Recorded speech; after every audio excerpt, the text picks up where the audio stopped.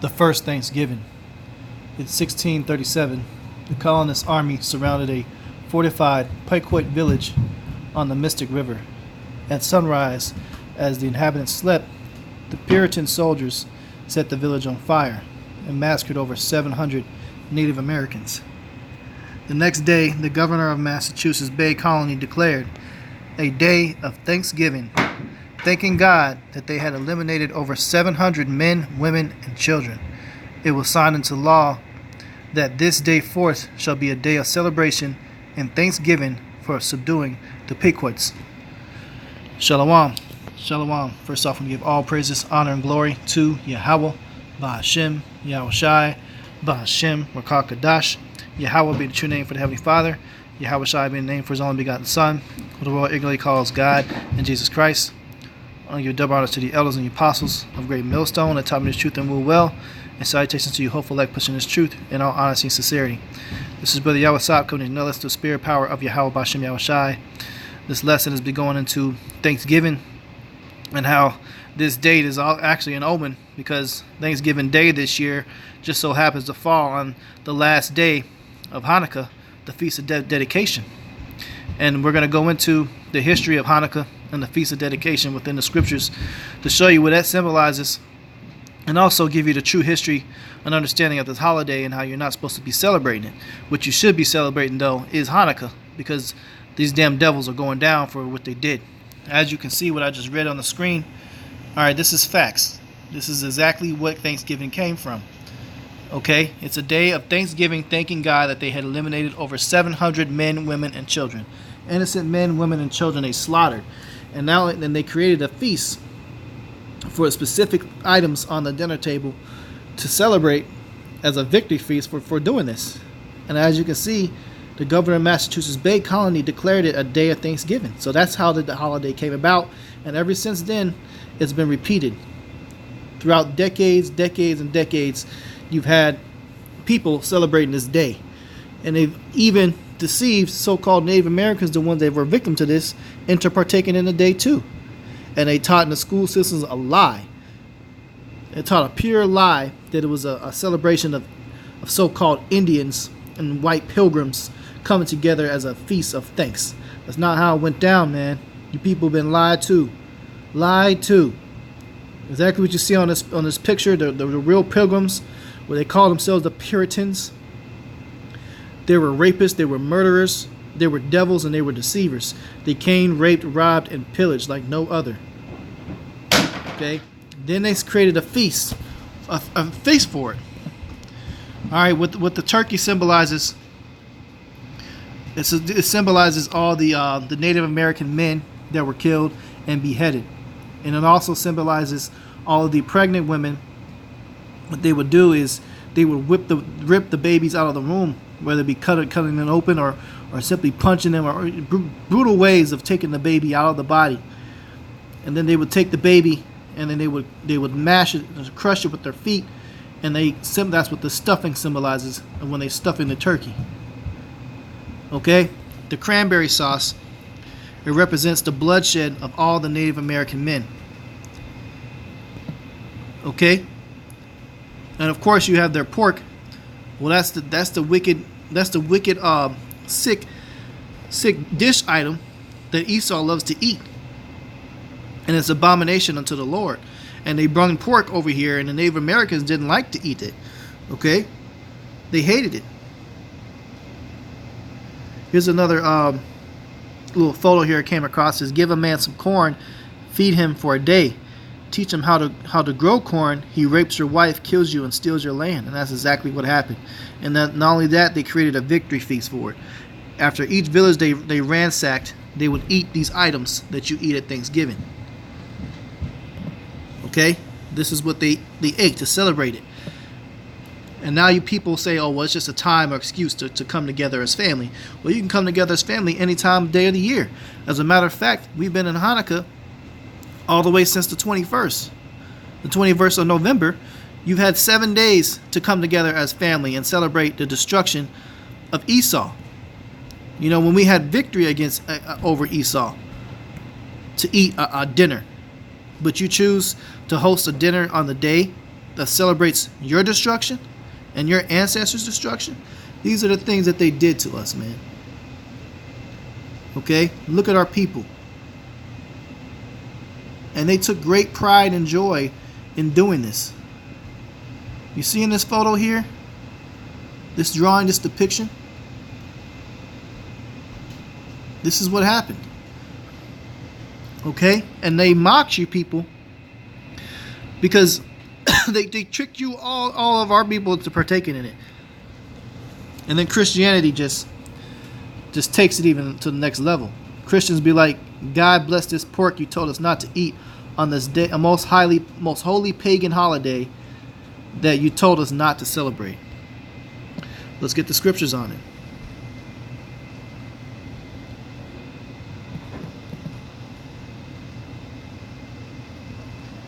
Alright, this is the book of Amos 5:21. I despise your feast days, and I will not smell in your solemn assemblies.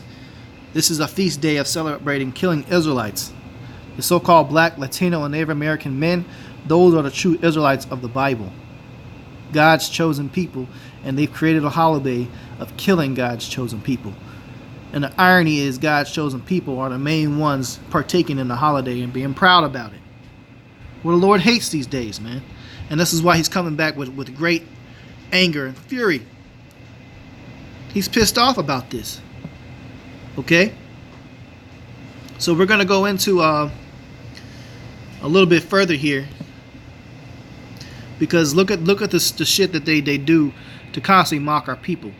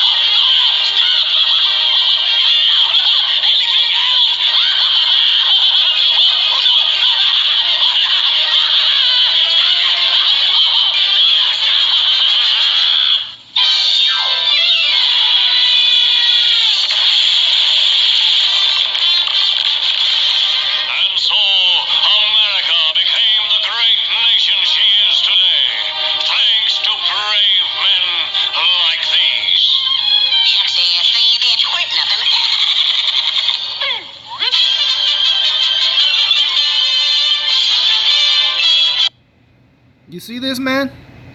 That's sick, man. This is the type of mess that was fed to us as kids. You know? And they created a holiday to celebrate doing that. And you see the mockery there? And then it said these great Americans for what they did.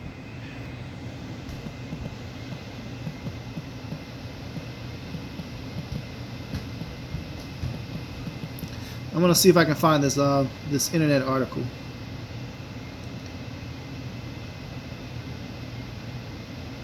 Bear with me here while this comes up.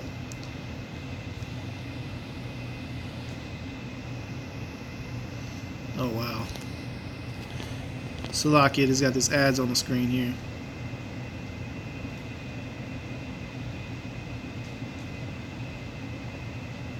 Alright, so here it is here. It says the American Indian Holocaust, known as the 500-year war and the world's longest Holocaust in the history of mankind.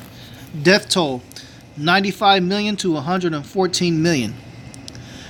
That's the truth behind it, man. And this is how America was formed. And not only that, they enslaved a lot of these Native American people.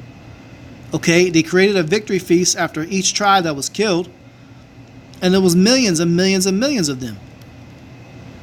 This is the truth about what really happened and what went down. Now, when we go into this video here, there's a few things that I wanted to point out. You see how he's pushing them back off the cliff? Okay, this is symbolic to the Trail of Tears. Esau came and he pushed them into the Trail of Tears, where you had the whole time where they were forced and marched over to another part of the land, all the way down from the East Coast to Oklahoma. Okay, then he pushes him until he falls off the edge. And he falls off the edge, and you see what happens, man. Then you have America being formed. Well, how this was formed by this, man. The 500-year war. This day is wicked, man. And they grotesquely tortured us. Tortured our people in this process. It's not a day to be thankful over. Okay? But it's highly spiritual, because now we're going to get into the account of the scriptures of our high holy day, which you should be partaking and celebrating. We're going to start off in the book of John 10 and 22. And it was at Jerusalem the feast of dedication, and it was winter. All right, so the feast of dedication was spoken of within the King James Version Bible. This is reference to the events that took place in the Apocrypha, which proves that the Apocrypha in the book of Maccabees is part of the Bible, and you should be reading it. And we're going to get the account of that taking place. This is the book of Maccabees, chapter 4. Okay, we'll start at verse 1. It says, Then took Georgius 5,000 footmen and 1,000 of the best horsemen, and removed out of the camp by night, to the end he might rush upon the camp of the Jews, and smite them suddenly, and the men of the fortress were his guides. Now Judas heard thereof, he himself removed, and the valiant man with him, that he might smite the king's army, which was at Emmaus. While as yet the forces were dispersed from the camp, in the mean season came Georgius by night into the camp of Judas. And when he found no man there, he sought them in the mountains, for said he, These fellows flee from us. But as soon as it was day, Judas showed himself in the plain with 3,000 men, who nevertheless had neither armor nor swords to their minds. And they saw the camp of the heathen, that it was strong and well harnessed, and compassed round about with horsemen, and these were expert of war. So here you had men that were completely unarmed. The Israelites were unarmed, and you had the heathen Edomites came and surrounded them to seek to kill them. And they were expert of war. They had special forces out. Okay, and verse 8 says, Then said Judas to the men that were with him, Fear ye not their multitude, neither be ye afraid of their assault. Remember how our fathers were delivered in the Red Sea, when Pharaoh pursued them with an army. Now therefore let us cry unto heaven, if peradventure the Lord will have mercy upon us, and remember the covenant of our fathers, and destroy this host before our face this day, that so all the heathen may know that there is one who delivereth and saveth Israel. So we cry to the Lord for help, and the Lord actually comes through for us. It says, Then the strangers lifted up their eyes and saw them coming over against them. Wherefore they went out of the camp to battle. But they that were with Judas sounded their trumpets. Okay? They blew their trumpets, they blew their horns, the battle cry. Verse 14, So they joined battle, and the heathen being discomfited fled into the plain. Howbeit the hindmost of them were slain with the sword, for they pursued them into Gazaria, and into the plains of Idumea, and Azotus, and Jamenia, so that there were slain of them upon 3,000 men. So there you have it, man. We had victory against them. Okay? It says, This done, Judas returned again with his hosts from pursuing them, and said to the people, Be not greedy of the spoil, inasmuch as there is a battle before us. And Georgius and his hosts are here by us in the mountains.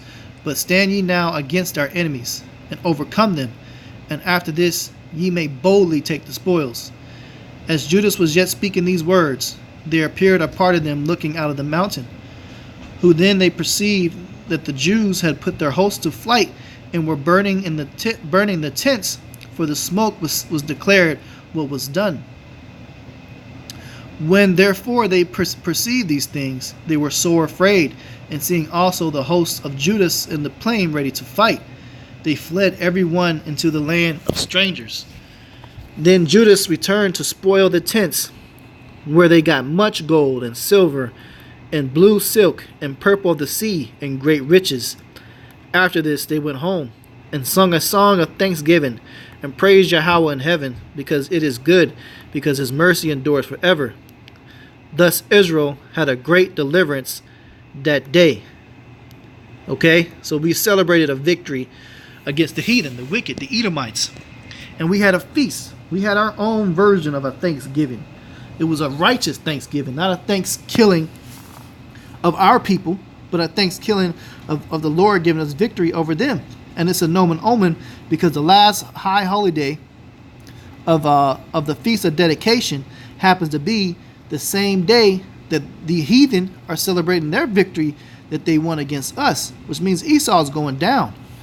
Okay, and I want to show you something that I came across, because also basically on 12 a.m. moreover, the article was written at 1:49 p.m. Eastern time, but the exact same week you had this happening, man. UFO over the White House caused Capitol panic. Is it aliens? So the White House was shut down because the angel of the Lord flew over in the airspace over the Capitol and the White House. There's a mysterious aircraft that is now being considered to be an unidentified flying object recently caused a lockdown of both the White House and Capitol Hill, as security executives scrambled to identify if the aircraft is a possible threat. It is a possible threat. It's a threat unto Esau. Okay?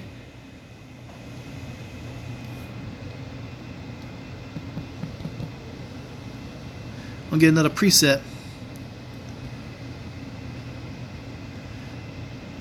This is Isaiah 66:15. For behold, Yahweh will come with fire, and with his chariots like a whirlwind, to render his anger with fury, and his rebuke of flames of fire. So the exact same week that they're celebrating their feasts for killing us, the Lord is sending his chariots at the capital of Babylon to shake them up. While they have their victory feast, the Lord has just shook them up with something that they can't explain or fight. An angel of Yahweh Ba'Shem Yahushai. The chariots. Call Allah Yahweh Ba'Shem Yahushai, man. So you people should be having a feast and celebration of Esau being brought down. Not celebrating your people, your own people being killed. Speaking to the Israelites, you so-called Native American, Latino, and Negroes, man. You're supposed to be partaking in Hannukah, not fucking Thanksgiving, man. You see? This was a day of great deliverance. You're supposed to be acknowledging. But you want to partake in wickedness. This is verse 26. Now all the strangers that had escaped came and told Laisus what had happened, who, when he heard thereof, was confounded and discouraged, because neither such things as he would were done unto Israel, nor such things as the king commanded him were come to pass. The next year, therefore, following Laisus, gathered together 70,000 choice of foot and 5,000 horsemen, that he might subdue them. So they came into Idumea and pitched their tents at Bethzurza, and Judas met them with 10,000 men. Okay, so he had more men than Judas. Because we can. Matter of fact, we can Google something real quick.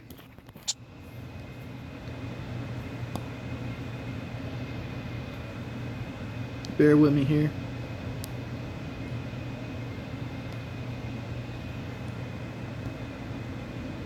Three score means 60, okay?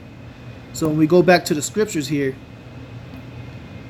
okay, 70,000. So he had 60,000 men, man, and 5,000 horsemen. So that's basically 65,000 against 10,000 Israelites. So 65,000 heathens, Edomites, against 10,000 Israelites. He says, and when he saw that mighty army, he prayed and said, Behold, art thou, O Savior of Israel, who didst quell the violence of the mighty man by the hand of thy servant David. and gavest the host of strangers into the hands of Jonathan, the son of Saul, and his armor bearer. Shut up this army in the hand of thy people Israel, and let them be confounded in their power and horsemen. Make them to be of no courage, and cause the boldness of their strength to fall away, and let them quake at their destruction.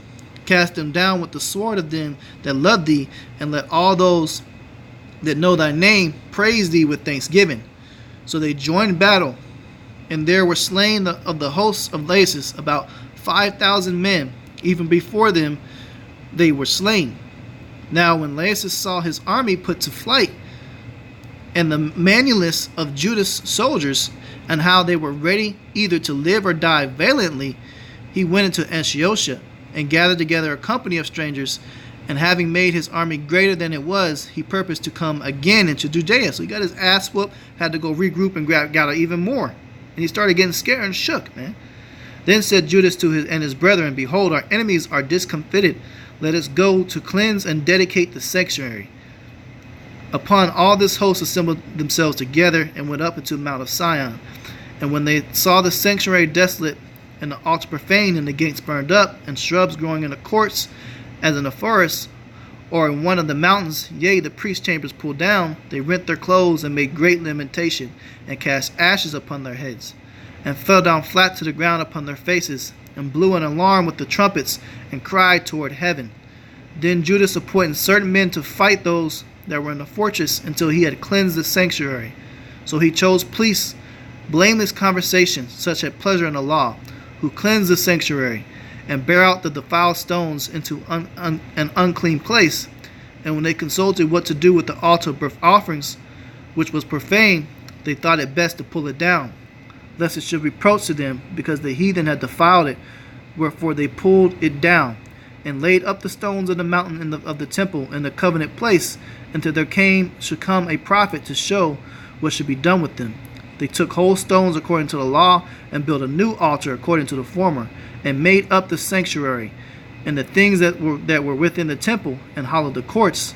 They made also new holy vessels, and in the temple they bought the candlestick, which is the menorah, and the altar of burnt offerings, and of incense, and the table. And upon the altar they burned incense, and the lamps that were in the candlestick they lighted, that they might give light in the temple. Furthermore, they set loaves upon the table, and spread out the veils, and finished all the works which they had begun to make. Now, on the 25th day of the 9th month, which is called the month of Caslu, in the 148th year, they rose up betimes in the mornings, and offered sacrifice according to the law upon the new altar, burnt offerings which they had made. Okay, so they began to, celebrate and partake in their feast of dedication. We rebuilt our temple that was defiled and destroyed, and we whooped their asses, man. Okay? And we took back what was rightfully ours. And that's spiritual, because today we represent the new temple. Okay? Because the scriptures say which temple ye are. So the temple is being rebuilt by the men out there prophesying in the streets of highways and hedges. And the process of rebuilding Esau's kingdom is coming down. His nation is over $21 trillion in debt. There's wars and rumors of wars taking place. The people are rebelling. This place is falling, man. So while we're partaking in the feast of dedication, this devil is also going down. So on this wicked pagan holiday he created, the righteous holiday is celebrating and bringing about his destruction. This is Daniel 7:18. But the saints of the Most High shall take the kingdom and possess the kingdom forever and ever. Okay? So that's going to happen. So we're in a process of taking the kingdom. Once the Lord comes back, then that's going to happen at a very rapid rate. Instantly, man. This is Isaiah 14:2. And the people shall take them and bring them to their place, and the house of Israel shall possess them in the land of Yahweh for servants and handmaids, and they shall take them captives who captives they were, and they shall rule over their oppressors. Okay, this is Israelites coming into power. This is future prophecy. So again, this day is an omen. You know, they be celebrating their Thanksgiving for what they did, but they don't know on the righteous side, the brothers are celebrating for what we're about to do when the Lord returns. This is 2nd Esdras 6 and 9. For Esau is the end of the world, and Jacob is the beginning of it that followeth. This is the end of Esau's world taking place, man. This is Obadiah 1 and 15. For the day of Yahweh is near upon all the heathen. As thou hast done, it shall be done unto thee. Thy reward shall return upon thine own head. So everything these damn devils, these so-called white people did to the Negroes, Latinos, and Native Americans, all that rape, rob, pillaging, and slaughtering they did to us, well, the Lord's going to cause it to happen to them in the day of destruction. When this place comes down and the Lord returns, you damn devils are going right into slavery, man. Don't pass go nowhere. It's right into fucking slavery. Verse 16, for as ye have drunk upon my holy mountain, so shall all the heathen drink continually. Yea, they shall drink, and they shall swallow down, and they shall be as though they had not been. But upon Mount Zion shall be deliverance, and there shall be holiness, and the house of Jacob shall possess their possessions, and the house of Jacob shall be a fire, and the house of Joseph a flame, and the house of Esau for stubble. They shall kindle in them and devour them, and there shall be not any remaining of the house of Esau, for Yahweh has spoken it, man. Okay? None's going to be remaining. Esau, you're going down. You're going down, man. This is Jeremiah 50 and 14. Put yourselves in array against Babylon round about. All ye that bend the bow, shoot at her. Spare no arrows, for she has sinned against Yahweh. This is Babylon, America. And all these countries will be aiming their arrows, which today they're missiles. And they're going to fire on this place and unload. Okay? The battle is just beginning. This is 2 Peter 3 and 10. But the day of Yahweh will come as a thief in the night, in which the heavens shall pass away with a great noise, and the elements shall melt with fervent heat. The earth also and the works that are therein shall be burned up. So this place is going to be destroyed. It's going to be completely burned, ransacked, man. The elements will melt with these thermonuclear destruction. The bombs that's going to hit this place. We will have the victory. Okay? And we will be giving praise and thanks to Yahweh Ba'Shem Yahushai for this place being brought down, and for us being rightfully placed back in our rulership. And then we will be the ones making mockery of these damn devils. You know? Yasharallah, Israel, remember who you are. Remember where we came from. And remember we have the victory. You know? Don't give thanksgiving to these heathens for what they did to us. Give thanks unto Yahweh Ba'Shem Yahushai. You know, these things are in place as a remembrance. We're going to be rising on top soon. You know, so Lord willing, this lesson was edifying. Just want to put it out there through the Spirit. On the last day of the Feast of Dedication, give all praises, honor, and glory to Yahweh Ba'Shem Yahushai, Ba'Shem Rakakadash. Double honors to the elders and the apostles of Great Millstone, on top of this truth and will. And salutations to you, hopeful act, pushing this truth in all honesty and sincerity. Shalom.